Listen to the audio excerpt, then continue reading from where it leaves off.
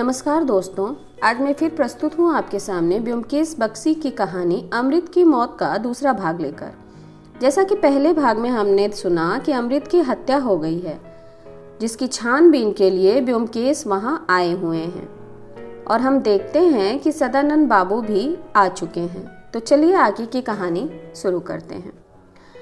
सदानंद बाबू का चेहरा जड़ हो गया। उन्होंने सूनी आंखों से देखा।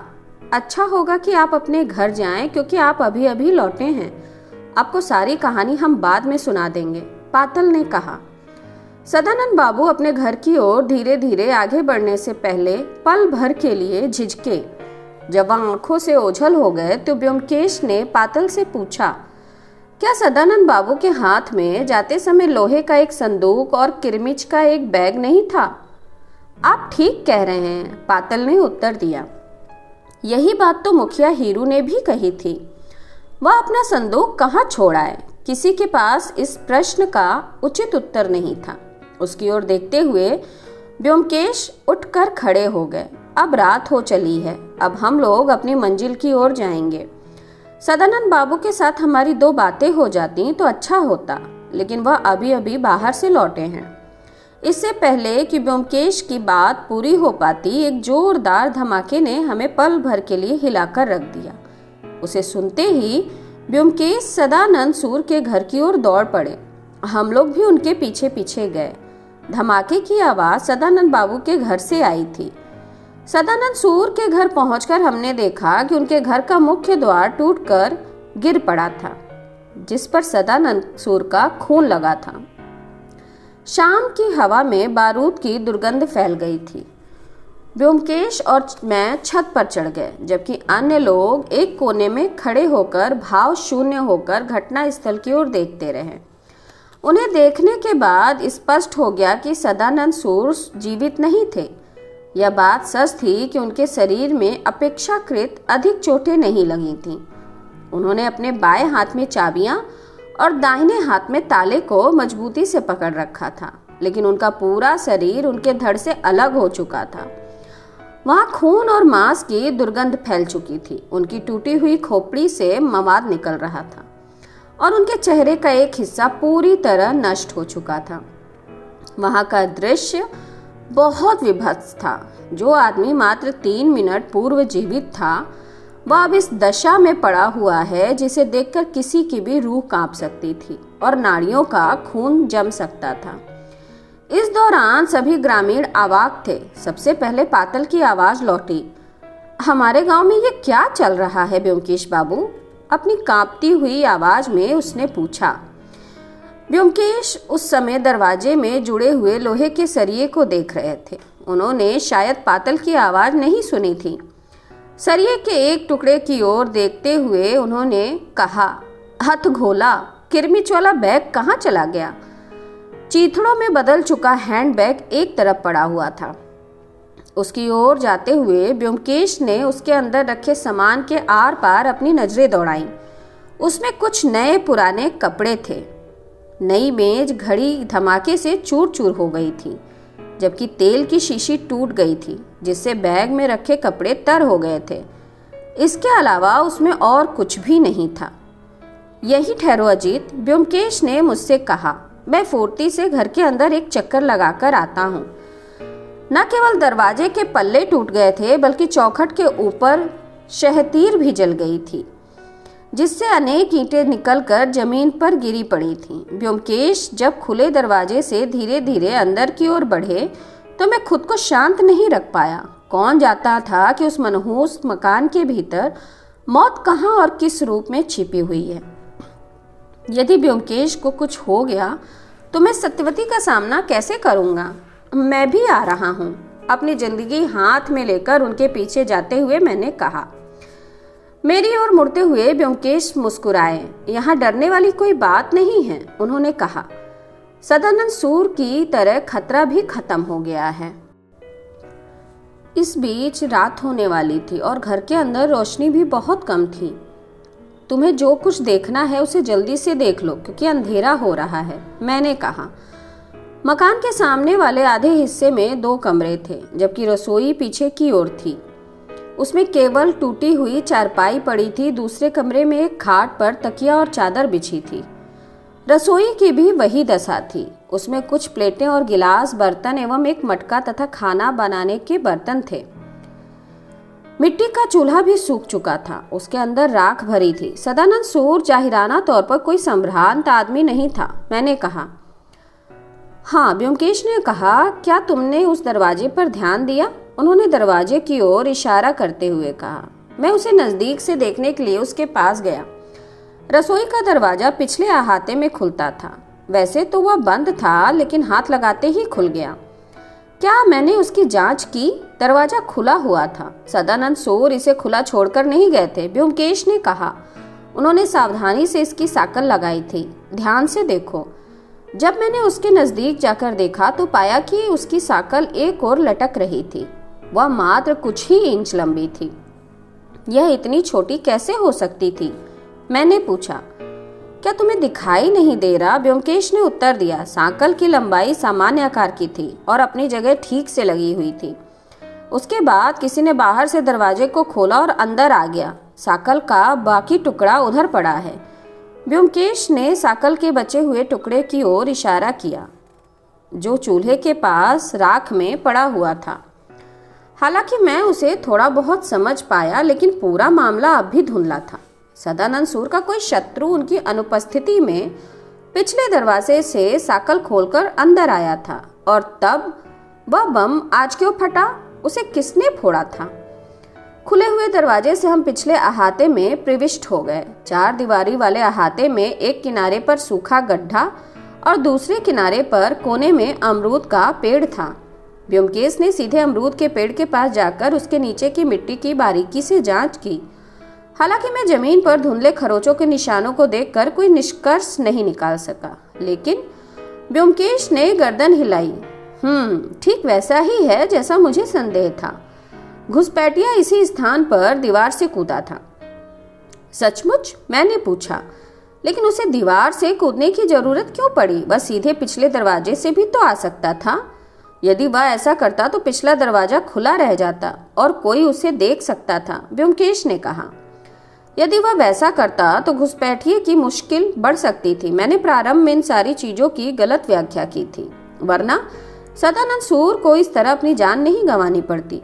आपने किस चीज की गलत व्याख्या की थी? मैंने संदेह किया था कि जिस व्यक्ति को मैं यहाँ पकड़ने आया हूँ वह सदानंद सूर थे, लेकिन मेरा अनुमान गलत था। आओ चलते हैं। अब बागमारी में हमारे देखने के लिए कुछ नहीं है। हम लोग रसोई से होते हुए सामने वाले दरवाजे पर पहुंच गए। इस बीच सारा गांव जमा हो चुका था। भीड़ के बीच से पातल बोला, आपने घर के अंदर क्या देखा ब्योमकेश बाबू? क्या आपको वहां कुछ मिला? नहीं, ब्योमकेश ने उत्तर दिया। क्या तुमने पुलिस को इसकी सूचना दी? नहीं, पातल ने उत्तर दिया। चूंकि आप यहाँ, मैं कोई नहीं हूँ, तुम्हें पुलिस को सूचना देनी होगी, ब्योमकेश ने घोषणा की। लेकिन तुम चिंता मत करो, तुम्हें जाने की कोई जरूरत नहीं। हम अब यहाँ से जा रहे हैं। रास्ते में हम सुखमय बाबू को इसकी सूचना दे देंगे। आप जा रहे हैं? हाँ, जब पुलिस यहाँ नहीं आती तुम में से कोई यहाँ बाहर नहीं जाएगा। सब लोग यहीं प्रतीक्षा करो। क्या पुलिस आज रात को यहाँ आएगी? जरूर आएगी। एक बार फिर हम लोग रेलवे लाइन के किनारे किनारे पैदल चल पड़े। चंद्रमा अंधेरे को चीर कर बाहर निकलने वाला था। एक लंबी सी अनेक डिब्बों वाली मालगाड़ी धड़धड़ाती हुई हमारे पास से होकर गुजर गई। लगता है तुमने इस रहस्य का कुछ भाग उघाड़ कर रख दिया है ब्योमकेश, मैंने टिप्पणी की।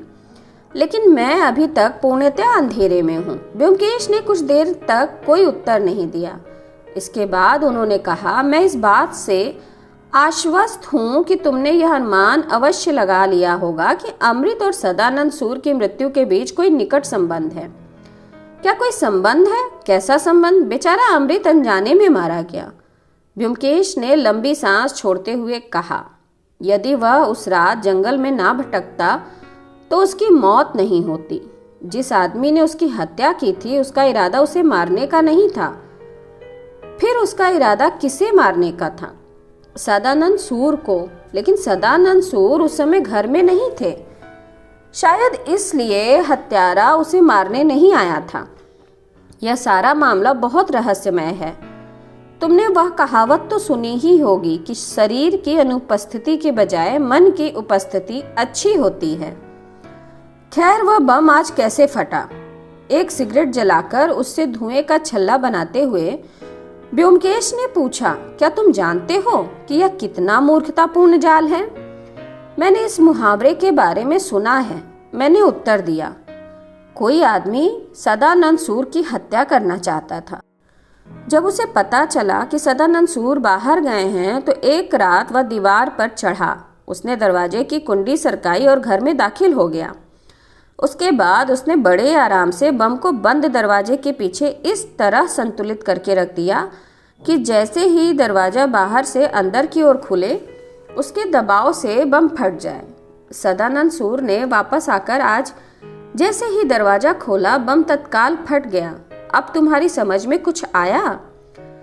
यह तो मैं समझ गया, लेकिन वह आदमी कौन था? उसका नाम फिलहाल मैं नहीं जानता, लेकिन इतना अवश्य है कि वह काले बाजार में हथियारों का कारोबार करता है और रात को काले घोड़े की सवारी करता है। उसका नाम और पता जानने का इच्छुक तो मैं खुद भी हूँ। हम लोग जब संताल गोला पहुंचे उस समय बाजार की गतिविधियां कम हो गई थीं। अधिकतर दुकानें बंद हो चुकी थीं। थाना खुला था। सुखमय बाबू अपनी मेज पर झुके हुए कागजात की जांच कर रहे थे। हमारे कदमों की आवाज सुनकर उन्होंने अपनी नजरें उठाईं और पूछा, कोई समाचार? गंभीर समाचार, ब्योमकेश ने उत्तर दिया। बाघमारी में एक अन्य आदमी की हत्या हुई है। हत्या? सुखमय बाबू अपने पैरों पर उछल पड़े। हाँ, क्या आप सदानंद सूर को जानते हैं? संभव है कि मैंने उन्हें देखा हो, लेकिन इस समय मुझे कुछ याद नहीं आ रहा। क्या सदानंद सूर की हत्या कर दी गई थी? लेकिन किसी अन्य से पहले आपको इसकी जानकारी कैसे मिली? मैं बाघमारी में ही था। सुखमय बाबू के चेहरे से सज्जनता का मुखौटा पल भर में उतर गया। आक्रामक रूप से देखते हुए उन्होंने कहा, आप बाघमारी गए थे, इसके बावजूद कि मैंने आपको वहां जाने से रोका था? ब्योमकेश ने उन्हें तीव्रता से घूरते हुए कहा, आप मुझे रोकने वाले कौन होते हैं? मैं इस क्षेत्र का वरिष्ठ निरीक्षक और पुलिस का मुखिया हूं। सुखमय बाबू ने धौंस जमाते हुए प्रतिवाद किया। जहां तक मैं जानता हूं, आप अन्य लोगों के लिए पुलिस बल के खुदा हो सकते हैं, लेकिन आपको मुझे आदेश देने का कोई अधिकार नहीं है। ब्योमकेश ने सख्त प्रतिक्रिया की। मैं यहाँ सरकार की ओर से भेजा गया हूँ। इंस्पेक्टर सामंत, आपको मेरी हर संभव सहायता करने का निर्देश दिया गया है, लेकिन सहायता करना तो दूर, आप हर कदम पर मेरे लिए बाधाएं खड़ी कर रहे हैं।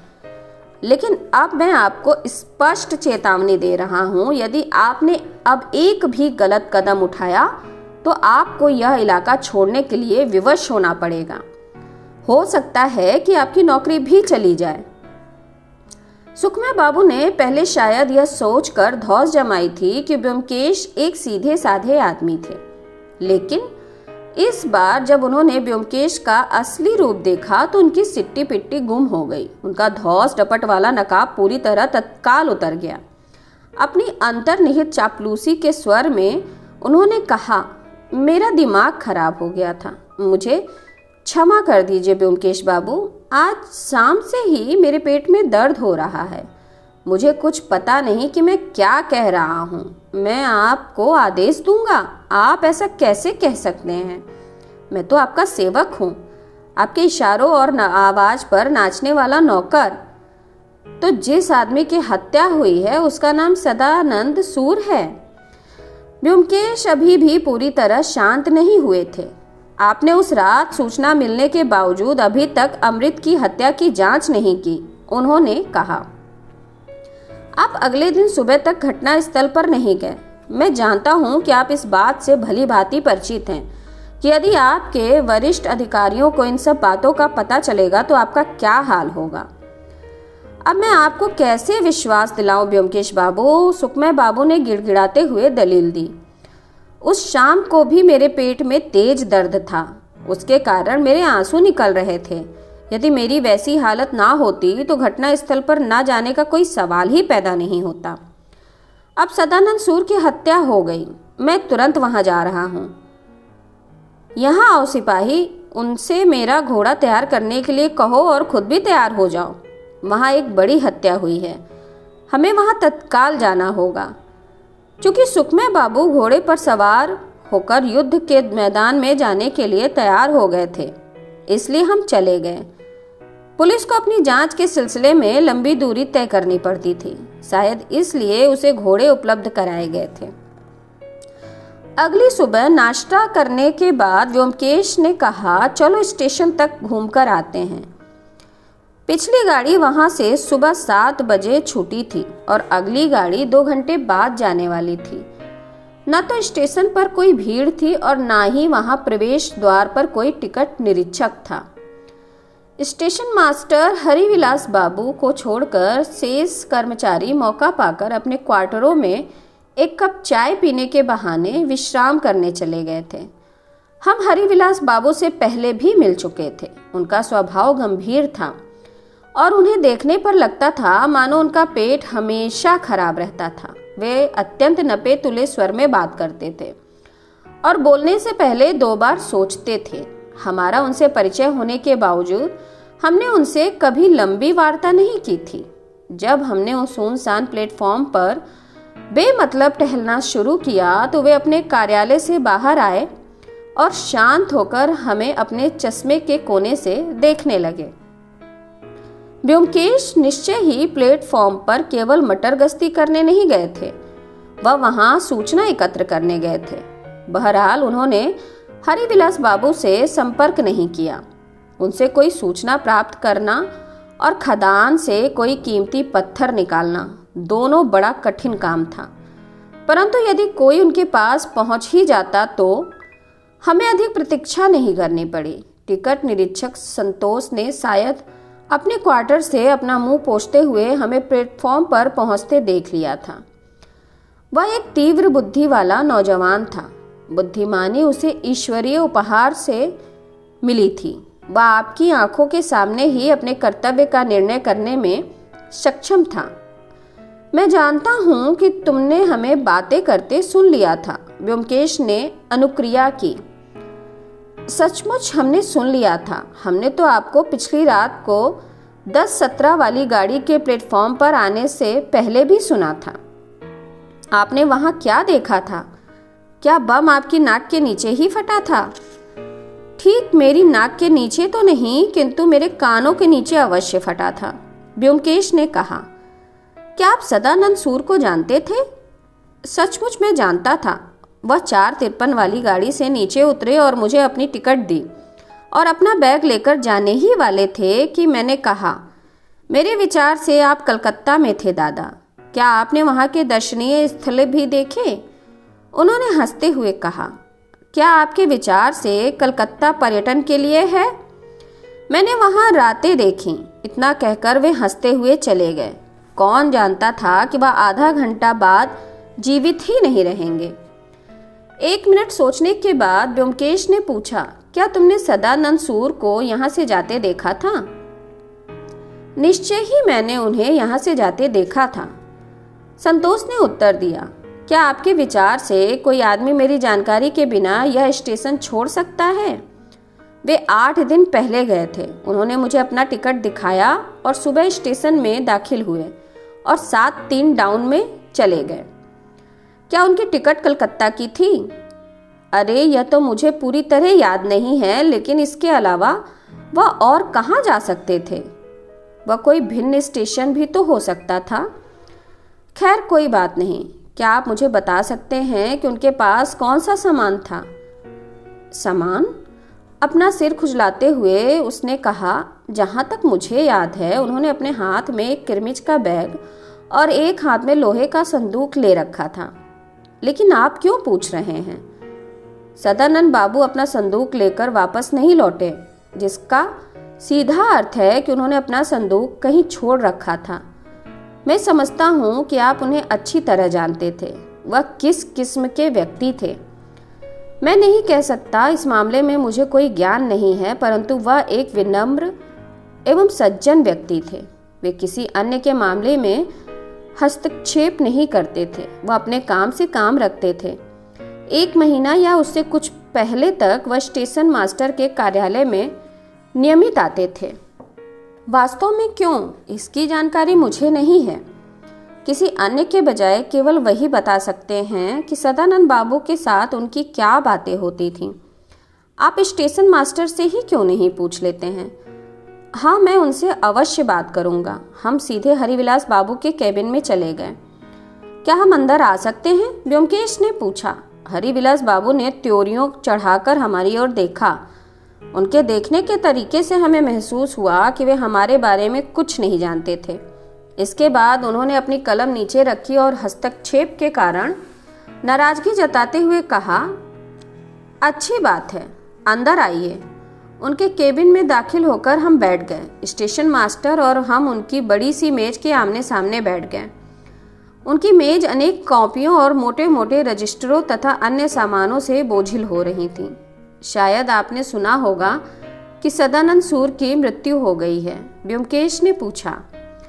मेरे प्रश्न को सघन संदेह के भार से तौलते हुए हरिविलास बाबू ने उत्तर दिया, हाँ, मुझे जानकारी है। क्या आप उन्हें जानते थे? व्योमकेश ने पूछा। थोड़े सोच विचार के बाद उन्होंने प्रतिक्रिया दी, मामूली तौर पर। हमें ऐसा प्रतीत हुआ मानो मेरा प्रश्न उनके लिए जीवन और मृत्यु का विषय बन गया था। देखिए, आप यह मत सोचिए कि मैं आपसे यह प्रश्न केवल औपचारिकता के लिए पूछ रहा हूँ, व्योमकेश ने थोड़ी बेरुखी से कहा। सदानंद बाबू की मौत बड़े भयानक तरीके से हुई है और पुलिस की ओर से इस मामले की जांच मैं कर रहा हूँ। अब आप मुझे पहले केवल यह बताइए कि आपका सदानंद बाबू से परिचय कैसे हुआ? हरिविलास बाबू के गाल तो पहले ही धसे हुए थे। व्योमकेश का प्रश्न सुनकर उनका चेहरा और उतर गया। कई बार खखार कर अपना गला साफ करने के बाद उन्होंने थोड़ा झिझकते हुए बताना शुरू किया। सदानंद सूर का बहनोई प्रणकेष्ट पाल रेलवे में पथ निरीक्षक है। मैं उसे पहले से ही जानता था। उसे यहाँ नियुक्त हुए कुछ ही समय हुआ है। उसका मुख्यालय रामधी जंक्शन पर है। इस लाइन के निरीक्षण का दायित्व उसी पर है, इसलिए वह रोजाना अपनी ट्रॉली पर आता जाता रहता है। अपने काम के सिलसिले में वह अक्सर संताल गोला से होकर गुजरता है। इसीलिए एक दिन उससे हमारी मुलाकात हो गई थी। एक दिन जब मैं और प्रकेष्ट प्लेटफॉर्म पर बातें कर रहे थे, उसी दौरान सदानंद बाबू भी आ गए। प्रकेष्ट ने मुझसे उनका परिचय कराते हुए उनके साथ अपने संबंध की जानकारी दी। उसी घटना के बाद सदानंद बाबू के साथ मेरा परिचय हुआ था। उनका वृत्तांत सुनते हुए व्योमकेश की आंखें छोटी हो गईं। उन्होंने पूछा, यह मुलाकात कितने समय पूर्व हुई थी? लगभग 2 या 3 महीने पहले। प्रणकेष्ट बाबू इस लाइन पर नियमित आते थे। पिछली बार वह यहाँ कब आए थे? 4 या 5 दिन पहले। वह स्टेशन पर नहीं रुके। वह अपनी ट्रॉली पर निरीक्षण करते हुए सीधे चले गए थे। क्या साले बहनोई के संबंध एक दूसरे के साथ मधुर थे? उनके अंदर की बात तो मैं नहीं कर सकता, लेकिन ऊपरी तौर पर दोनों का व्यवहार अच्छा था। खैर, कोई बात नहीं। उसके बाद सदानंद सूर आपके पास अक्सर आते रहते थे। वह किस उद्देश्य से आपके पास आते थे? एक बार फिर खामोशी से सतर्कतापूर्व विचार करने के बाद उन्होंने बताया, सदानंद बाबू एक एजेंट के रूप में काम करते थे। वह कभी कुछ वस्तुओं का कारोबार करते थे। मेरे निरंतर उदरशूल को देखते हुए वह मुझे आयुर्वेदिक उपचार कराने की बात कर रहे थे। उन्होंने मुझे कुछ आयुर्वेदिक दवाइयाँ, अदरक और शोरा भी बेची थीं, किंतु मुझे उनसे कोई लाभ नहीं हुआ। अरे प्यारे, अदरक और शोरा? लेकिन व्योमकेश ने बल देते हुए कहा, इसमें ऐसी तो कोई चीज नहीं है जिसके बारे में आप इतनी सारी चर्चाएं करते थे। क्या आपकी उसके अलावा किसी अन्य विषय पर कोई बात नहीं होती थी? जी नहीं। व्योमकेश ने खड़े होते हुए कहा, मैंने आपको बेवजह ही परेशान किया। क्या आप प्रणकेष्ट बाबू अभी रामधी जंक्शन में ही नियुक्त हैं? जी हाँ। नमस्कार। चलो अजीत, अब कहाँ चलें? स्टेशन से बाहर निकलते हुए मैंने पूछा। हम आज शाम को एक बार रामधी में प्रणकेष्ठ बाबू से अवश्य मिलेंगे। यदि उन्होंने अपने साले के बारे में कुछ नहीं सुना होगा तो हम उन्हें उनकी दुखद मृत्यु की सूचना भी दे देंगे और उनसे अपनी पूछताछ भी कर लेंगे। आपने हरिविलास बाबू से बात करके उनके बारे में क्या अनुमान लगाया? तुम निश्चय ही उस पुस्तक का निर्णय उसके आवरण को देखकर ही कर सकते हो, मैंने कहा। जैसे उनकी छवि में दीमक लगी हुई है, वैसे ही उनकी बुद्धि में भी जंग लग चुकी है। इसे तुम किसी खाली तिजोरी पर दोहरा ताला कह सकते हो।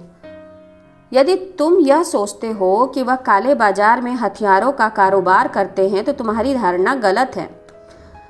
हरिविलास बाबू की सारी गोलियां उनका अदरक है और उनका बारूद शोरा है। ब्योमकेश मुस्कुराए। चलो बाजार का एक चक्कर लगा कर आते हैं, उन्होंने कहा।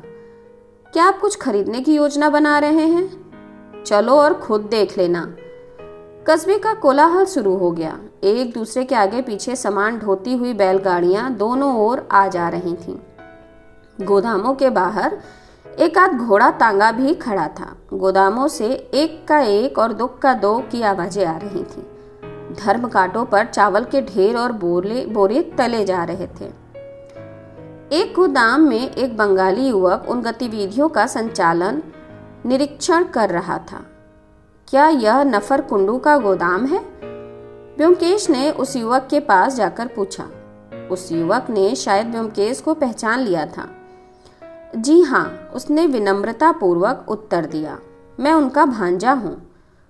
अति उत्तम, ब्योमकेश ने कहा। और कुंडू बाबू कहाँ हैं? मामा यहाँ नहीं हैं, वह बाहर गए हैं, उसने उत्तर दिया। क्या आपको किसी चीज़ की ज़रूरत थी? कुछ खास नहीं, वैसे कहाँ गए हैं वे? उन्होंने मुझे कुछ बताया नहीं सर। वास्तव में वे यहाँ से कब गए? पिछले मंगलवार की शाम को। ब्योमकेश ने कनखियों से मेरी ओर देखा। मुझे याद आया कि जिस दिन मैंने रामधी स्टेशन पर जाकर वे गुमनाम पत्र भेजे थे, उस दिन सोमवार था। अपनी सामान्य गति से पत्र मंगलवार को वितरित हो गए थे। उनमें से एक गुमनाम पत्र नफर कुंडू के पास भी भेजा गया था। क्या खत मिलने के बाद चिड़िया उड़ गई थी? क्या हमारी गुमनाम चिड़िया नफर कुंडू था? बात चाहे जो भी हो, उसके येवा भांजे को उसके बारे में कोई जानकारी नहीं थी। वह सभी प्रश्नों के उत्तर निर्दोषपूर्ण तरीके से दे रहा था। शायद तुम नहीं जानते कि वह कब वापस आएंगे। क्यों? नहीं सर, उन्होंने कुछ भी नहीं कहा था। थोड़ी देर सोचने के बाद ब्योमकेश ने पूछा, क्या नफर बाबू को उस दिन सुबह कोई पत्र मिला था जिस दिन वह यहाँ से गए थे? रोजाना की तरह उस दिन भी उनके पास 3 या 4 पत्र आए थे। हाँ, अभी हम वहाँ से रवाना होने ही वाले थे कि ब्योमकेश अचानक लौट पड़े। तुम्हारे पास यहाँ कितने घोड़े हैं? घोड़े? नौजवान ने चौंकते हुए कहा। हाँ, घोड़े तांगा खींचने के लिए। ब्योमकेश ने पास वाले गोदाम की ओर इशारा किया। नौजवान ने उस तरफ नजर दौड़ाते हुए कहा, अच्छा वो, अब मैं समझ गया। नहीं, हमारे पास ना तो घोड़ा है और ना कोई घोड़ा तांगा। हम अपना माल बैलगाड़ी से भेजते हैं।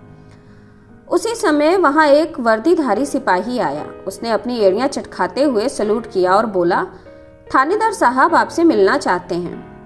आ रहा हूं, ब्योमकेश ने उसे क्षुब्ध होकर कहा। थाना वहां से अधिक दूर नहीं था।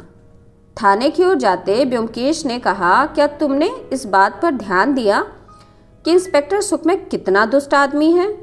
उसने सब लोगों के सामने अपने वर्दीधारी सिपाही को भेजा है ताकि ऐसा कोई भी ना बचे जिसे इस बात का पता ना चल जाए कि हमारा पुलिस वालों के साथ संबंध है। हाँ, लेकिन वह आपको क्यों बुला रहा है? शायद अमृत की पोस्टमार्टम रिपोर्ट आ गई है। हम दोनों ने जैसे ही थाने में कदम रखा, थानेदार सुखमय के मुंह से शहद टपकने लगी। स्वागतम ब्योमकेश बाबू, स्वागतम अजीत बाबू, कृपया स्थान ग्रहण कीजिए। आप यहाँ इस कुर्सी पर बैठिए ब्योमकेश बाबू। मैं आपके पास आने ही वाला था, लेकिन आप स्वयं आ गए। यह अमृत की पोस्टमार्टम रिपोर्ट है। मैं आपके दिमाग की दाद देता हूँ। आपने बिल्कुल सही कहा था, उसकी हत्या सचमुच गोली मारकर की गई थी। थानेदार ने रिपोर्ट ब्योमकेश को थमा दी। सुखमय बाबू बड़े विचित्र प्राणी हैं। हमें ऐसे अनेक आदमियों से अपने काम के सिलसिले में मिलना पड़ता है और हमने उनकी कई बार प्रशंसा भी की है, लेकिन उनसे प्यार कभी नहीं किया। ऐसे लोग केवल पुलिस विभाग में ही नहीं बल्कि जीवन के प्रत्येक क्षेत्र में मिल जाते हैं। मैं समझता हूँ कि गोली उसके शरीर में ही पाई गई थी। कहाँ है वह? यह मेरे पास है। एक नंबर युक्त डिब्बे से शीशे का एक टुकड़ा निकालकर सुखमय बाबू ने ब्योमकेश को थमा दिया। ब्योमकेश बाबू ने उसे अपनी हथेली पर रखकर कुछ देर तक देखा और उसके बाद सुखमय से पूछा, आपने इससे क्या अनुमान लगाया? यह किसी पिस्तौल अथवा रिवॉल्वर की गोली है, सुखमय बाबू ने उत्तर दिया। क्या इसमें भी अनुमान लगाने वाली कोई चीज है? सचमुच अनुमान लगाने की बात है, ब्योमकेश ने दावा किया। यह गोली दर्शाती है कि यह 38 ऑटोमेटिक से निकली है, जिसे युद्ध के दौरान अमेरिकी सैनिक प्रयोग करते थे। इसलिए ब्योमकेश रुक गए। इसलिए जिस आदमी ने अमृत की हत्या की और उसके जिस आदमी को आप खोजते हुए यहाँ आए हैं उसके बीच कोई संबंध है, सुखमय बाबू ने कहा। दरअसल दोनों एक ही आदमी हो सकते हैं। क्या मैं ठीक कह रहा हूँ? मैं अभी इस बारे में कुछ नहीं कहूँगा, ब्योमकेश ने गोली वापस करते हुए प्रतिक्रिया दी। आपका काम अमृत के हत्यारे को पकड़ना है जिसे आप आगे बढ़ाएंगे। मेरा लक्ष्य भिन्न है। सचमुच सचमुच, वैसे मैंने सदानंद सूर के शव को पोस्टमार्टम के लिए अस्पताल भेज दिया है। जितनी जल्दी रिपोर्ट आएगी मैं आपको उसे दिखा दूंगा। मुझे रिपोर्ट दिखाने की कोई ज़रूरत नहीं है, यह आपका भी केस है। मैं उससे हस्तक्षेप नहीं करना चाहता। मैं किसी बड़ी मछली की तलाश में हूँ, छोटी मोटी शहरियों के पीछे अपना समय बर्बाद नहीं करना चाहता। लेकिन आप ठीक कह रहे हैं, सुखमय बाबू ने दावा किया। उनकी आंखों में मामूली चमक आ गई थी। लेकिन ब्योमकेश बाबू, जब आप बड़ी मछली को पकड़ने के लिए अपना जाल डालेंगे तो उसमें मेरी छोटी मछली भी तो फंस जाएगी। मुझे अपना जाल अलग से डालने की जरूरत नहीं पड़ेगी। आप जा रहे हैं? अच्छा तो नमस्कार। हम वहां से चले आए। ब्योमकेश मेरी ओर देखकर मंद मंद मुस्कुरा रहे थे। इस थानेदार की मक्कारी की कोई इंतहा नहीं थी। फिर भी मजाकिया लहजे में कही गई बातों पर आप मुस्कुराए बिना नहीं रह सकते हैं। अभी ज़्यादा धूप नहीं हुई है, चलो चावल मिलों की ओर एक चक्कर लगा कर आते हैं, ब्योमकेश ने मुझे सुझाव दिया। सड़क के रास्ते पैदल निस्वनाथ चावल मिल तक जाने में हमें केवल 5 मिनट लगे। वह 2 एकड़ क्षेत्र में फैली काफ़ी बड़ी मिल थी। मिल के परिसर में कटीली तारों की 4 दीवारी बनाई गई थी। मुख्य द्वार से मिल के अंदर प्रवेश करने पर मुझे एक गोरखा चौकीदार मिला। मिल के विशाल प्रांगण में चारों ओर पक्के रास्ते बने हुए थे। प्रांगण के आगे बाईं ओर एक विशाल भंडार था और उसके पास के शेड में एक इंजन कक्ष था। उससे थोड़ी दूरी पर धान साफ करने के लिए नालीदार टीन का एक बरामदा बना हुआ था। उसके दाहिने ओर गोदाम था। उनके पास गोरखा से संदेह भिजवाने के बाद हमने मिल में प्रवेश किया। ऑफिस में पहुंचने पर हमें पता चला कि विश्वनाथ बाबू वहां नहीं थे। वहां पारंपरिक गद्दियों पर एक युवक बैठा काम कर रहा था। उसकी नज़रें बही खातों पर टिकी थीं। क्या चाहिए आपको? क्या विश्वनाथ बाबू अंदर हैं? हम लोग यहाँ पुलिस की ओर से आए हैं, उसने चौकन्ना होते हुए फुर्ती से उत्तर दिया। कृपया अंदर आइए। कृपया आप लोग स्थान ग्रहण कीजिए। मालिक मिल के काम का निरीक्षण कर रहे हैं। वह किसी क्षण यहाँ आ सकते हैं। क्या मैं उन्हें बुलाने के लिए संदेश भेजूं? कमरे के आधे फर्श पर बिछे गद्दे पर हम बैठ गए। सच कहूँ तो पुराने जमाने के गद्दे आजकल के सोफों और कुर्सियों से अधिक आरामदेह थे। एक मोटा सा मसंद अपनी ओर खींचते हुए ब्योमकेश ने कहा, अरे नहीं, उसकी कोई ज़रूरत नहीं है। मुझे 2-4 प्रश्न करने हैं जिनके उत्तर तुम भी दे सकते हो। शायद तुम यहाँ हिसाब किताब देखने वाले मुनीम हो। उस आदमी ने संदिग्ध रूप से अपने हाथ मलते हुए कहा, हाँ, मैं मुख्य लेखापाल हूँ। आपके इस सेवक का नाम नीलकंठ अधिकारी है और आप ब्योमकेश बक्सी हैं।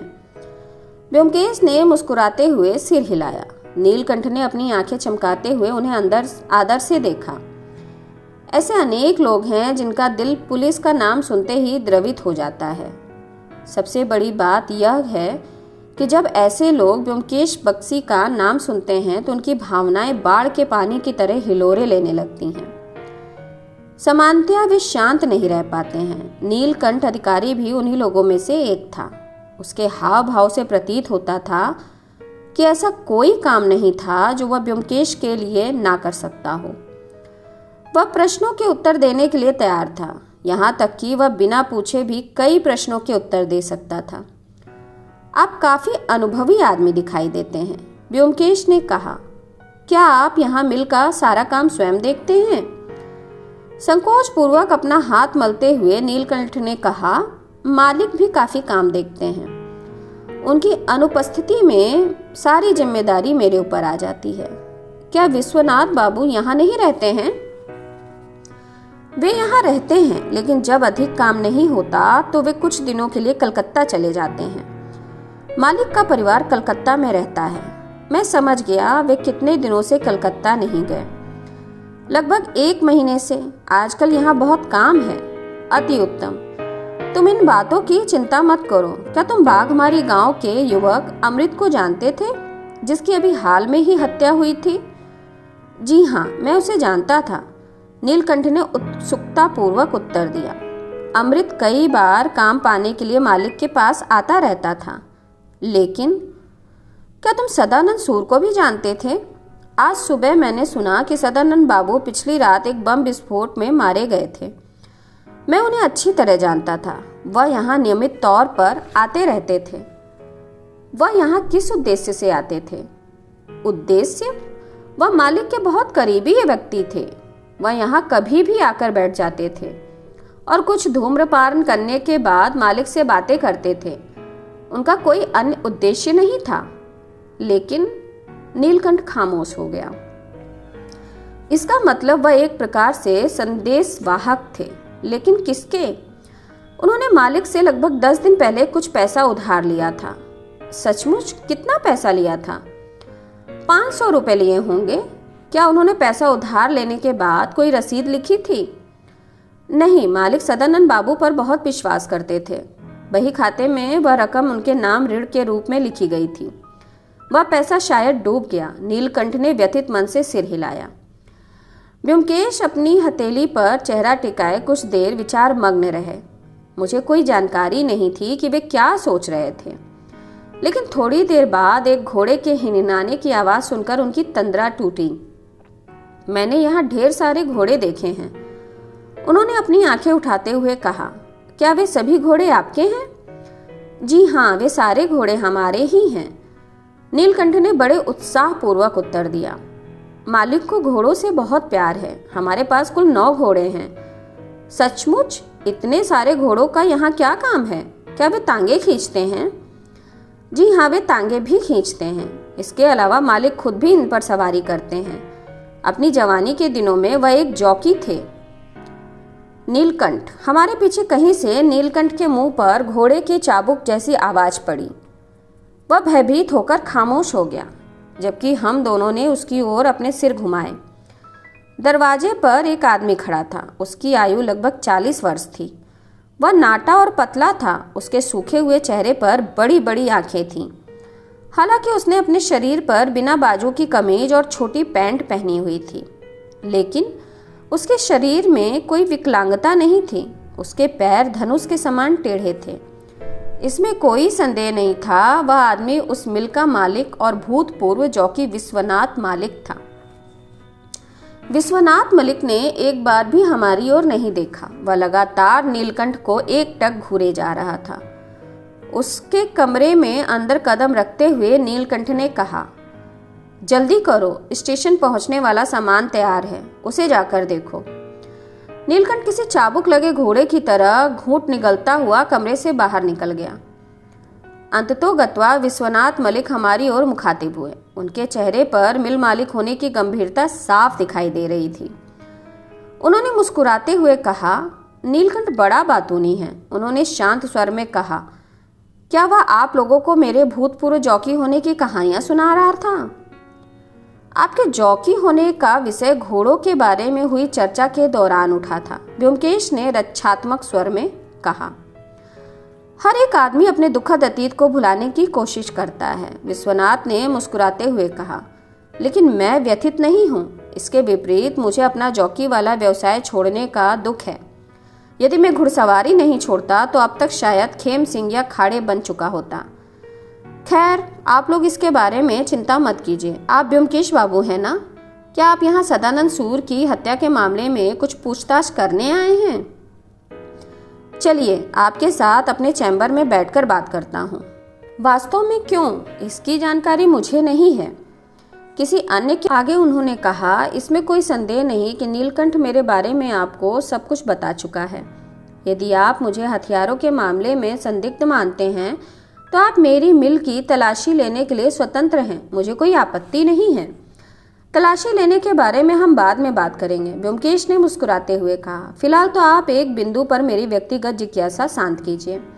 आपने अपना जॉकी का पेशा छोड़कर यह मिल क्यों शुरू की? जहाँ तक मैं जानता हूँ, आपके लिए जॉकी का पेशा बड़ा लाभप्रद था। इसमें कोई संदेह नहीं है कि वह लाभप्रद है, लेकिन जॉकी के जीवन में अनेक नियम होते हैं। ब्योमकेश बाबू, बिशु मलिक ने उत्तर दिया।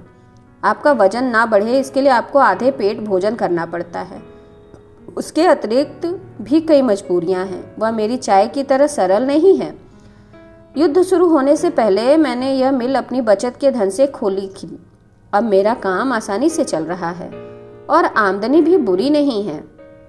लेकिन आपको घोड़ों के प्रति अपना प्यार नहीं त्यागना चाहिए था। ब्योमकेश ने अनुक्रिया की। मैं समझता हूँ कि आपके पास अब भी यहाँ अनेक घोड़े हैं। आपकी बात सही है, ब्योमकेश मुस्कुराए। मैं भी कुत्तों के बजाय घोड़ों को अधिक तरजीह देता हूँ। घोड़े विभिन्न रंगों में मिलते हैं, लाल, सफ़ेद, काले। यद्यपि हमारे देश में सफ़ेद अथवा काले घोड़ों की अपेक्षा लाल घोड़े अधिक पाए जाते हैं। संताल गोला को ही ले लीजिए, यहाँ अनेक घोड़े हैं, लेकिन मैंने अभी तक एक भी सफ़ेद या काला घोड़ा नहीं देखा है।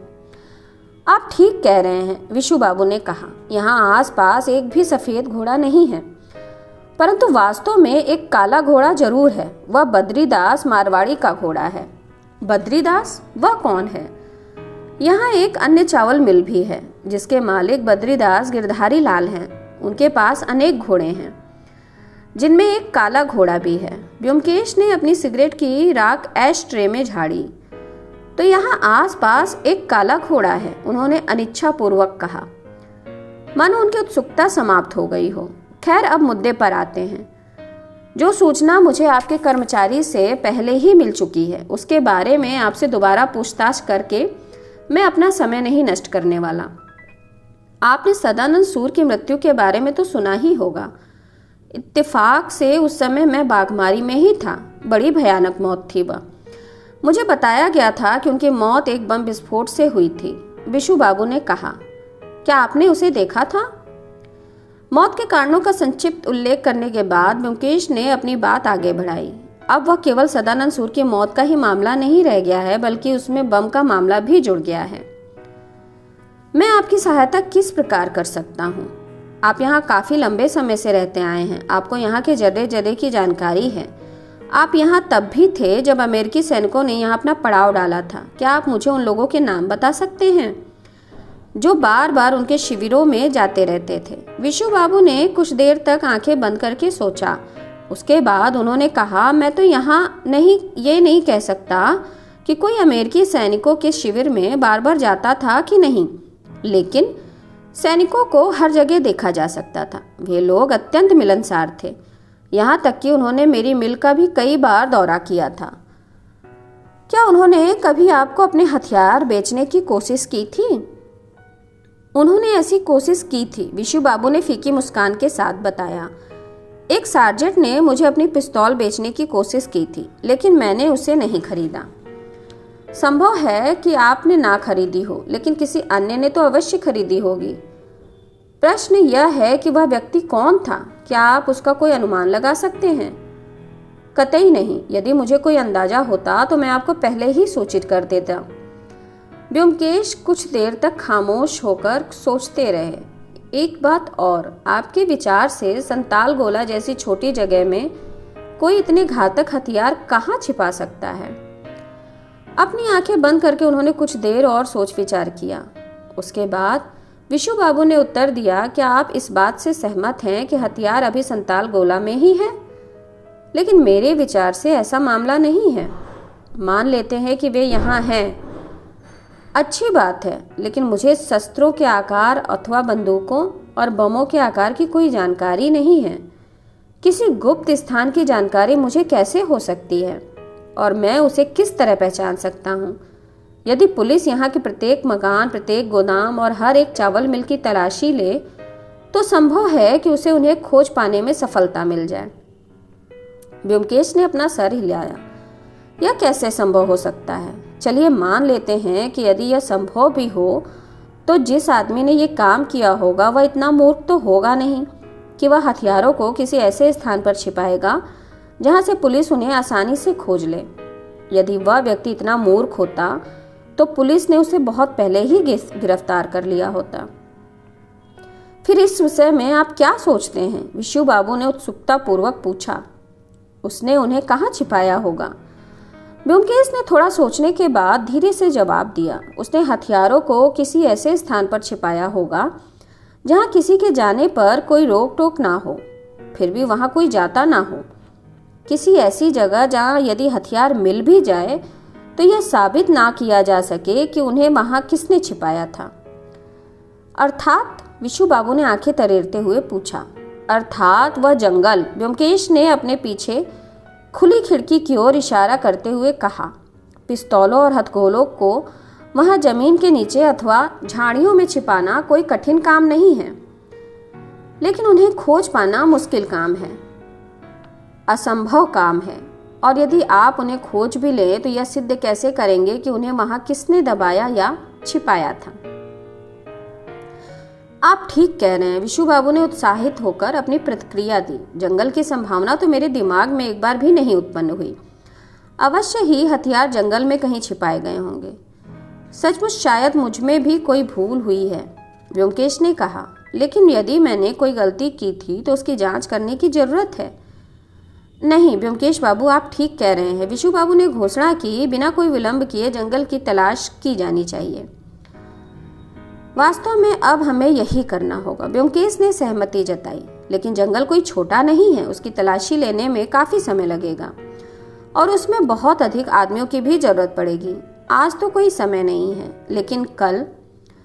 ब्योमकेश चुप हो गए। उन्होंने इस दौरान हवाओं को भी चेतावनी दे दी थी और अब वह खुद पर नियंत्रण पाने की कोशिश कर रहे थे। विशु बाबू के ऊपर एक छोटी किंतु तेज नजर डालने के बाद उन्होंने कहा, मैंने आपके ऊपर विश्वास करके आपको अनेक गोपनीय जानकारियां दी हैं। ये बातें आपको विश्वसनीय मानकर बताई हैं। मुझे आशा है कि आप मेरा विश्वास नहीं तोड़ेंगे। आप इस बात से आश्वस्त रहें कि इनमें से कोई भी जानकारी मेरी जबान से बाहर नहीं आएगी। विशु बाबू ने अनुक्रिया की। अरे आप जा रहे हैं क्या? हाँ, अब हमारे लिए यहाँ से जाना ही अच्छा है। मैं अब उस मारवाड़ी से मिलना चाहता हूँ। आपने उसका क्या नाम बताया था? अरे हाँ, बद्रीदास। बद्रीदास की मिल। देखता हूँ कि मुझे वहाँ से कोई जानकारी मिलती है या नहीं। मुझे आज शाम को रामधी जाना है, जहाँ सदानंद सूर के बहनोई रहते हैं। बहरहाल, क्या सदानंद सूर ने आपको बताया था कि उन्हें 500 रुपये किस लिए चाहिए थे जो उन्होंने आपसे उधार लिए थे? वह यहीं आसपास कहीं एक आयुर्वेदिक दवाखाना खोलना चाहते थे, विशु बाबू ने कहा। लेकिन उनके पास पर्याप्त पूंजी नहीं थी। यही कारण है कि उन्होंने मुझसे उधार लेने का अनुरोध किया। यद्यपि वह गरीब थे, लेकिन वह बहुत अच्छे आदमी थे, इसीलिए मैंने उन्हें पैसा दिया था। मुझे पूरा विश्वास है कि यदि वह जीवित होते तो मेरा पैसा अवश्य लौटा देते। लेकिन चिंता न करें, इतनी छोटी रकम के लिए मैं अपनी रातों की नींद नहीं गंवाने वाला हूँ। मुझे तो आश्चर्य केवल इस बात का है कि सदानंद बाबू जैसे सीधे सच्चे आदमी को किसने मारा होगा।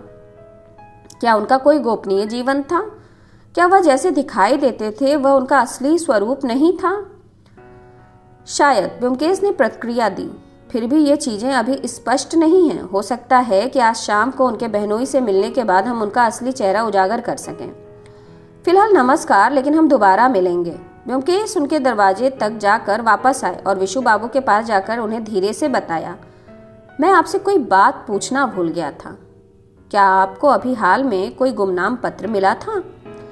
विशु बाबू ने उन्हें चौंकते हुए देखा। हाँ, मुझे पत्र मिला था, लेकिन आप ये बात कैसे जानते हैं?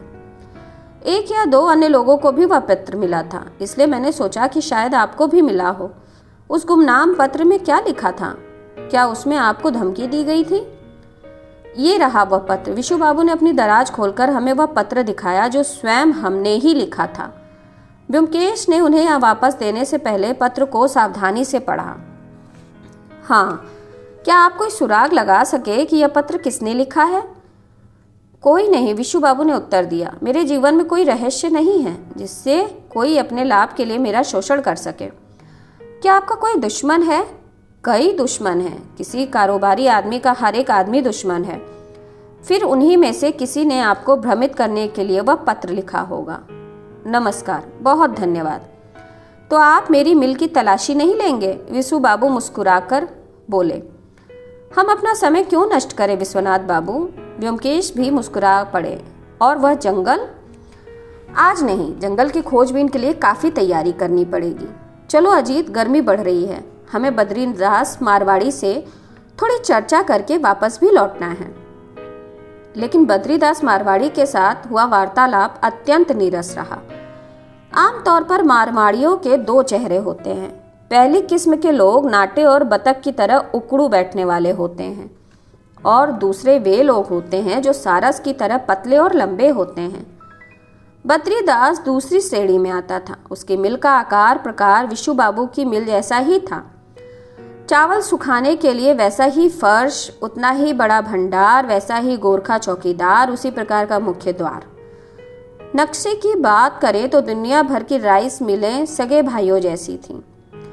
बद्रीदास की आयु लगभग 35 और 40 वर्ष के बीच थी। वह भी गद्दीदार तकियों पर बैठा हुआ अपना कारोबार चलाता था। जिस समय हम वहां पहुंचे वह अखबारों में ब्याज दरों की खबरें पढ़ रहा था। हमारी सूरतें देखने और परिचय जानने के बाद उनकी आंखों से बेचैनी दिखाई पड़ी। हमारी ओर देखने से पहले उसने अपने कमरे के कोने में अपनी निगाहें दौड़ाई। ब्योमकेश द्वारा किए गए प्रश्नों के उत्तर उसने संक्षिप्त तथा अलापकर तरीके से दिए।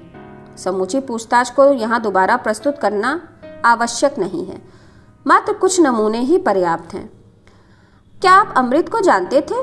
जी नहीं। क्या आप सदानंद सूर को जानते थे? जी नहीं। क्या आपको कोई गुमनाम पत्र मिला? जी नहीं। क्या आपके पास कोई काला घोड़ा है? जी नहीं। कुछ अन्य प्रश्नोत्तरों के बाद ब्योमकेश वहां से जाने को उद्धत हुए। बद्रीदास को टटोलती निगाहों से देखने के बाद उन्होंने कहा, फिलहाल तो मैं यहाँ से जा रहा हूँ, लेकिन मैं जल्द ही आपकी मिल की तलाशी का वारंट लेकर वापस आऊँगा। एक निष्ठावान व्यक्ति के रूप में बद्रीदास ने अपनी गवाही में कोई परिवर्तन नहीं किया। जी नहीं, उसने उत्तर दिया। हम वहाँ से क्षुब्ध होकर वापस लौटे। अभी हमने गेट के बाहर कदम रखे ही थे कि एक दुबला पतला व्यक्ति, एक बंगाली, हमारा पीछा करने लगा। पान से रंगे अपने दांत दिखाते हुए उसने कहा, क्या आप ब्योमकेश बाबू हैं? क्या आप बद्रीदास से कुछ पूछ रहे थे? तुम्हें कैसे पता? ब्योमकेश ने अपनी भौहें तरेरी। वहां और कोई भी नहीं था। थोड़े और दांत दिखाते हुए उस आदमी ने कहा, मैंने वहां छिपकर सारी बातें सुनी थी। बद्रीदास सफेद झूठ बोल रहा था। वह अमृत को जानता था, वह सदानंद सूर को भी जानता था। उसे एक गुमनाम पत्र भी मिला था, और यहाँ तक कि उसके पास एक काला घोड़ा भी है। वह एक मक्कार मारवाड़ी है, और सच कहूँ तो आदमी की शक्ल में वह एक शैतान है। उस आदमी को ऊपर से नीचे तक देखने के बाद ब्योमकेश ने शांत होकर पूछा, तुम कौन हो? मेरा नाम राखल दास है। मैं मारवाड़ी के यहाँ काम करता हूँ। क्या तुम्हें अपनी नौकरी चले जाने का डर नहीं है? वह तो मैं पहले ही खो चुका हूँ। बद्रीदास ने मुझे नोटिस दे दिया है। इस महीने के अंत में मैं यहाँ से मुक्त हो जाऊंगा। उसने तुम्हें नोटिस क्यों दिया? बद्रीदास की बिरादरी का कोई आदमी आ गया है मेरी जगह। वह उसे नौकरी पर रखेगा। बद्रीदास बंगालियों को काम पर नहीं रखता है। हम अपने मार्ग पर चलते रहे, वह आदमी भी हमारे पीछे चलता रहा। आप इस सच्चाई को मत भूलिए ब्योमकेश बाबू, यह बद्रीदास पैदाइशी दुष्ट है। यहाँ ऐसा कोई काम नहीं है जिसमें वह माहिर ना हो। गबन, धोखा, काला बाजारी। पीछे उसकी ओर देखे बिना ब्योमकेश ने अपने हाथ हवा में लहराए और उसे दूर रहने का संकेत दिया। विश्राम गृह पहुंचने के बाद ब्योमकेश ने आराम कुर्सी पर बैठकर अंगड़ाई ली और छत में लगे पंखे की ओर देखते हुए कहा, शायद वह ईश्वर से कुछ कह रहे थे। आपने उसे बड़े बहरूपिया को हमारे सामने ला दिया। अपनी कमीज उतारते हुए मैं भी उनकी बगल में बेड पर बैठ गया। अब जबकि आप यहाँ के लगभग सभी संभावित संदिग्धों से मिल चुके हैं, क्या आपने उनके बारे में कोई निष्कर्ष निकाला? ब्योमकेश, मैंने प्रश्न किया। मुझे सब कुछ समझ आ गया है, उन्होंने उत्तर दिया, लेकिन इसका तब तक कोई लाभ नहीं जब तक कि मैं इन कारगुजारियों में लगे असली संदिग्ध को नहीं पहचान लेता। वह काले घोड़े की क्या कहानी है? बद्रीदास के पास यदि कोई काला घोड़ा है तो उससे क्या होगा? ब्योमकेश ने आत्मालाप में उत्तर दिया, कुछ तो गड़बड़ है। बद्रीदास का काला घोड़ा, कुछ गड़बड़ जरूर है। आप सोचते हैं कि हत्यारा काले घोड़े पर सवार होकर सदानंद सूर की हत्या करने गया था, लेकिन क्यों? घोड़े की पीठ पर बैठकर जाने से उसे क्या मदद मिली होगी? उससे उसे मदद मिली होगी, लेकिन उसने उसे मदद करने के साथ साथ नुकसान भी पहुंचाया है। इसलिए मैं चकित हूँ। चिंता मत करो। उन्होंने अपना सिर मेरी ओर घुमाया। विश्वनाथ मलिक के बारे में तुम क्या सोचते हो? यही कि वह पहले एक जॉकी था, उसे कुत्तों के बजाय घोड़ों से प्यार था। इसके अलावा मैं कोई निष्कर्ष नहीं निकाल सकता। लेकिन क्या उसे इतनी सारी अंदरूनी जानकारी देना सही था? अगर जंगल की तलाशी लेने की खबर बाहर आ गई तो क्या होगा? क्या अब अपराधी पहले से अधिक चौकन्ना नहीं हो जाएगा? हाँ, ब्योमकेश ने निराश होते हुए उत्तर दिया, लेकिन इसके बावजूद कि मैंने उसे चेतावनी दे दी है, मुझे विश्वास है कि वह किसी को कुछ नहीं बताएगा। परंतु यदि उसकी जबान फिसल गई तो तब तो कुछ चिंता की बात है। तुम चिंता मत करो। नीलकंठ अधिकारी भी सच्चा आदमी मालूम पड़ता है। वह अपने मालिक का बहुत वफादार है। क्यों, ऐसा ही है ना? तो ये कहानी अभी यहीं समाप्त होती है। इस कहानी का तीसरा और अंतिम भाग लेकर मैं कल आप लोगों के सामने प्रस्तुत होंगी। नमस्कार।